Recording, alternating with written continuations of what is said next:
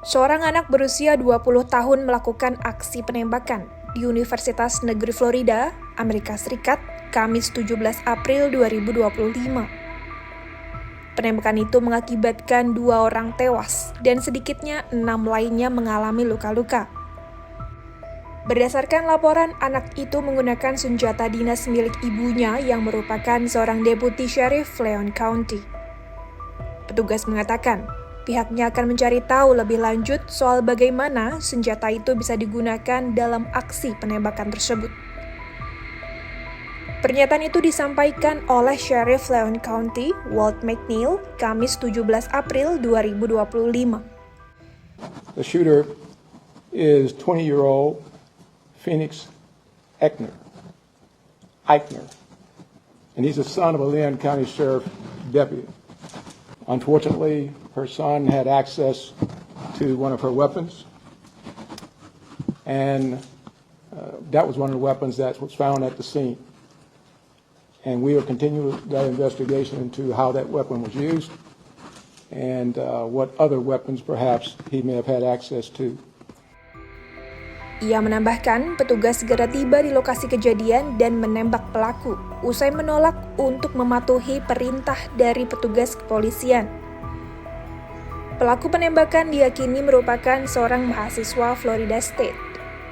Sementara itu, pihak berwenang belum mengungkap motif penembakan yang menyebabkan para mahasiswa dan orang tua ketakutan hingga bersembunyi. Seorang mahasiswa dari universitas tersebut, Aidan Stickney, menceritakan bagaimana momen penembakan itu terjadi di kampusnya. Ia mengaku menyaksikan momen ketika pelaku melepaskan tembakan ke orang-orang.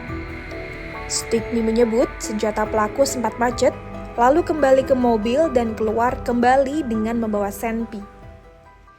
And I saw the gunman get out of his car and he emerged with a shotgun. And there was another boy wearing a white polo shirt who I saw him take aim at him, and apparently, as I heard from him later, he pulled the trigger, heard a click, and the gun didn't go off.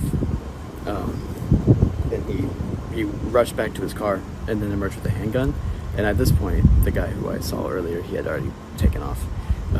There was a girl by where there's a little stage over there. She was standing right about there.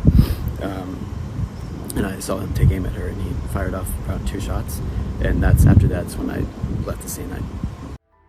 Sementara mahasiswa lainnya bernama Holden Mendes menyebut saat itu dirinya mendengar 6 hingga 8 suara tembakan. Menurutnya, pelaku menembakkan senpi dengan 1 tangan. Ia mengaku bahwa saat itu dirinya langsung menelpon polisi dan memberikan laporan awal terkait penembakan di Universitas Florida.